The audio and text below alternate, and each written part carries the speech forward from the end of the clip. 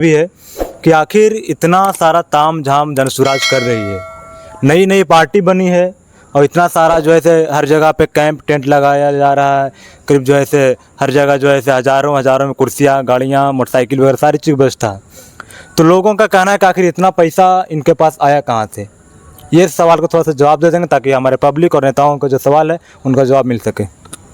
उन्हें 10 से 15 हज़ार, जैसे अभी आप छठ के समय देख रहे होंगे, जो रेलवे के जनरल कोच के डब्बे हैं उसमें भेड़ बकरियों की तरह लड़के भरकर यहाँ आ रहे हैं। वो कौन लड़के हैं?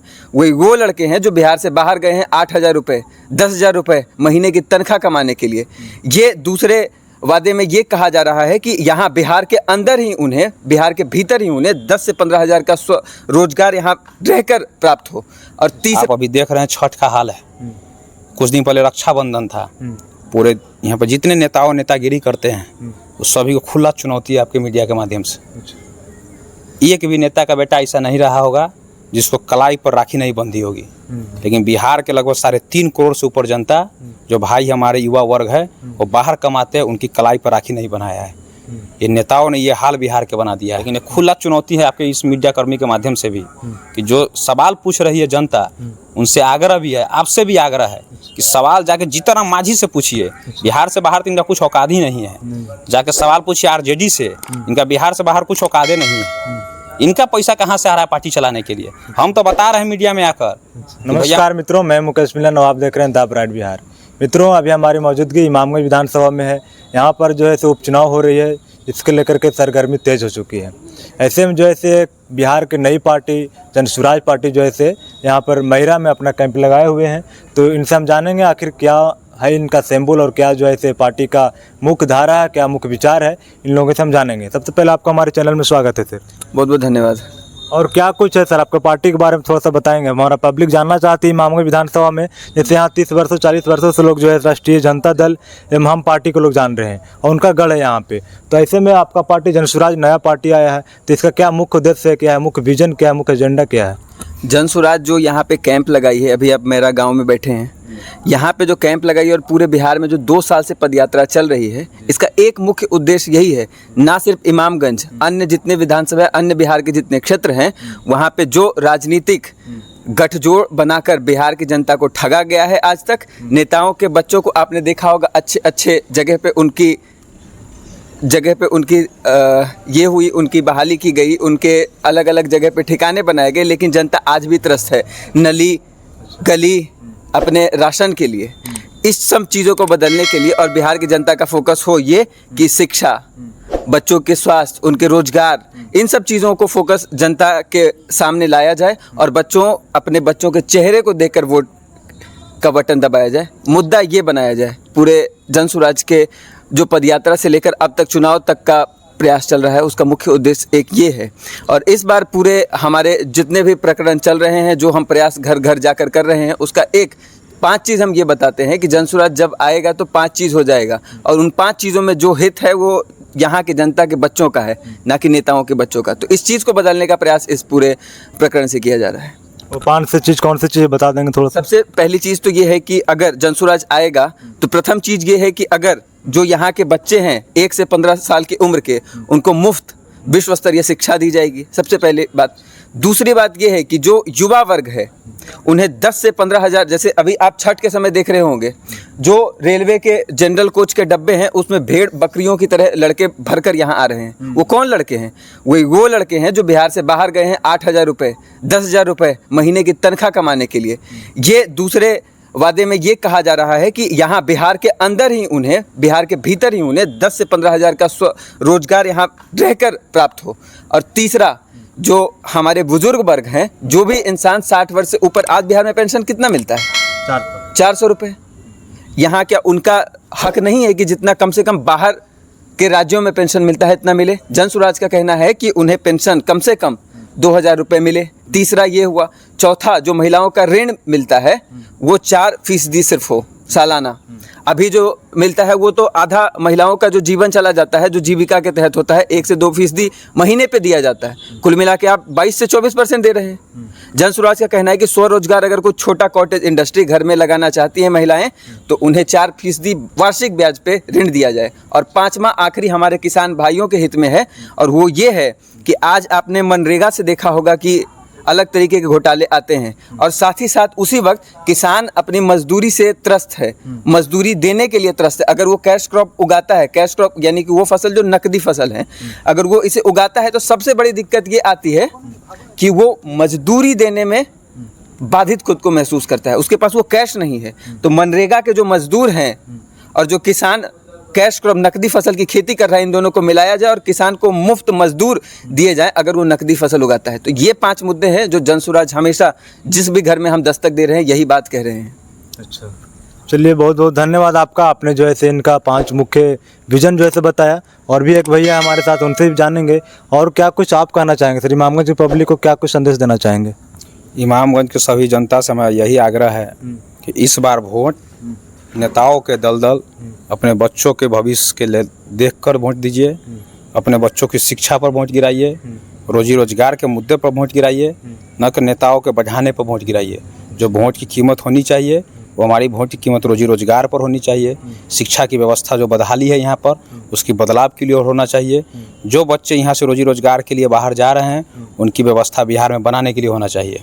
यही जनता से अपील कर रहे हैं, गांव-गांव जा रहे हैं, गांव-गांव यही बात कर रहे हैं। आप अभी देख रहे हैं छठ का हाल है। कुछ दिन पहले रक्षाबंधन था। पूरे यहाँ पर जितने नेतागिरी करते हैं उस सभी को खुला चुनौती है आपके मीडिया के माध्यम से। एक भी नेता का बेटा ऐसा नहीं रहा होगा जिसको कलाई पर राखी नहीं बंधी होगी। लेकिन बिहार के लगभग 3.5 करोड़ से ऊपर जनता, जो भाई हमारे युवा वर्ग है, वो बाहर कमाते हैं, उनकी कलाई पर राखी नहीं बनाया है। ये नेताओं ने ये हाल बिहार के बना दिया है। अभी ट्रेन का हाल देख लीजिए। कल एक घटना हुआ है दिल्ली में एक लड़का की मृत्यु हो गया है। वो भी किसी न बिहार में किसी न किसी माँ का ही बेटा रहा होगा। उससे घर में छठ नहीं मनेगा, दिवाली नहीं मनेगा। बिहार के नेताओं का वो हाल है। बिहार के नेता तो एक भी बेटा नहीं जा रहा है बाहर में मरने। बाहर तो वहाँ जा रहा है क्या, प्राइवेट प्लेन में केक काट रहा है, प्राइवेट प्लेन से जा रहा है, जेट से जा रहा है। लेकिन बिहार की व्यवस्था क्या है? आप ट्रेन पकड़िए, भेल बकरी की तरफ पहुँचाइए, जाइए बाहर, साल में एक बार मुंह दिखाइए, फिर बाहर जाइए।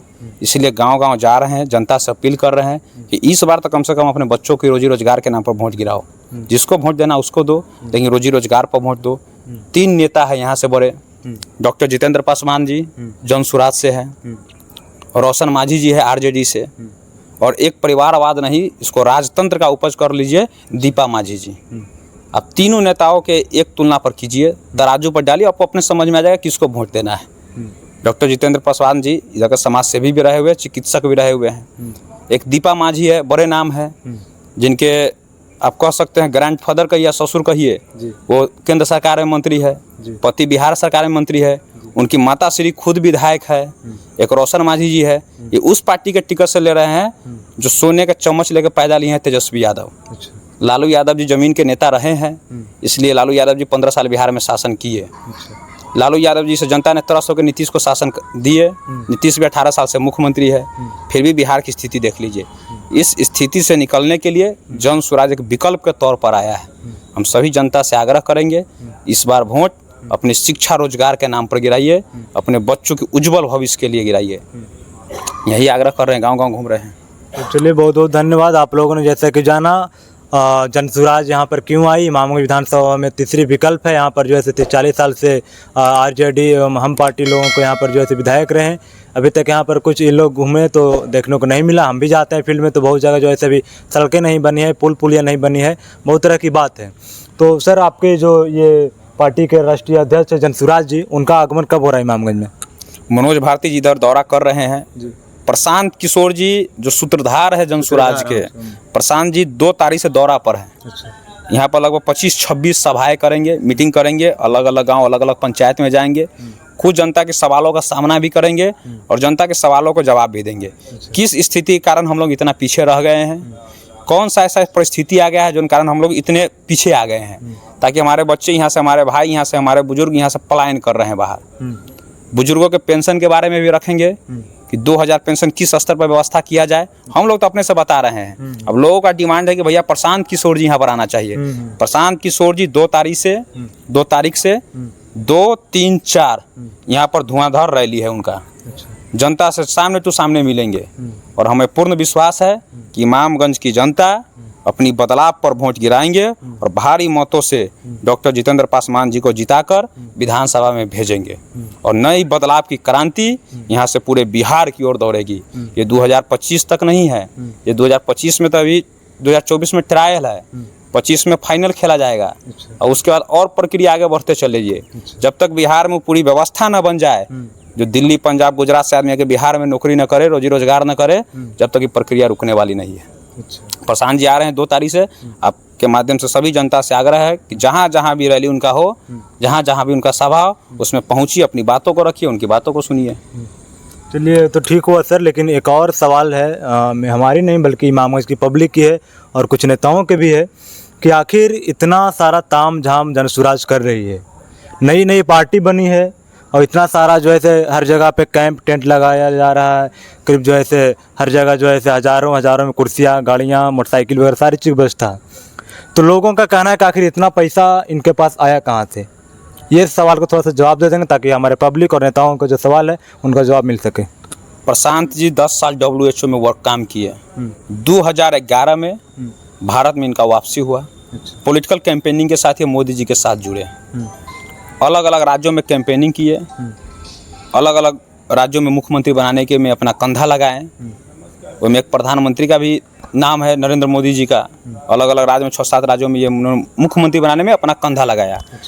पैसा वहाँ से आ रहा है। उनको जो कुछ न कुछ लग रहा है कि भैया बिहार में कुछ बदलाव कर सकता है। आप देखोगे बिहार में बड़े बड़े उद्योगपति हैं जो बिहार से बाहर हैं। अभी एक फंड चल रहा है जनसुराज का सहयोग मंच, उसमें आप भी हम भी सहयोग कर सकते 100-200 रुपया। पैसा वहाँ से आ रहा है, पैसा सरस्वती के वास से आ रही है, जहाँ प्रशांत जी अपनी बुद्धि से कुछ कमाए हैं। लेकिन एक खुला चुनौती है आपके इस मीडिया कर्मी के माध्यम से भी कि जो सवाल पूछ रही है जनता, उनसे आग्रह भी है, आपसे भी आग्रह है कि सवाल जाके जीतन मांझी से पूछिए। बिहार से बाहर तो इनका कुछ औकात ही नहीं है। जाके सवाल पूछिए RJD से, इनका बिहार से बाहर कुछ औकातें नहीं है। इनका पैसा कहाँ से आ रहा है पार्टी चलाने के लिए? हम तो बता रहे हैं मीडिया में आकर कि भैया हमारा पैसा कहाँ से आ रहा है। हमारा पैसा आ रहा है जहाँ हम अपना शक्ति, बुद्धि, ताकत लगाए, वहाँ से रुपया ले रहे हैं। लेकिन आपके पार्टी चलाने के लिए कहाँ से रुपया है? RJD अपनी पार्टी चलाने के लिए बालू माफिया का सहयोग ले रही है, दारू माफिया का सहयोग ले रही है। नीतीश जी अपनी पार्टी चलाने के लिए ट्रांसफर पर पोस्टिंग से सहयोग ले रहे हैं। इस CEO के बदले, उस SP के बदले रुपया वहाँ से लिए ऐंठे पार्टी चला रहे हैं।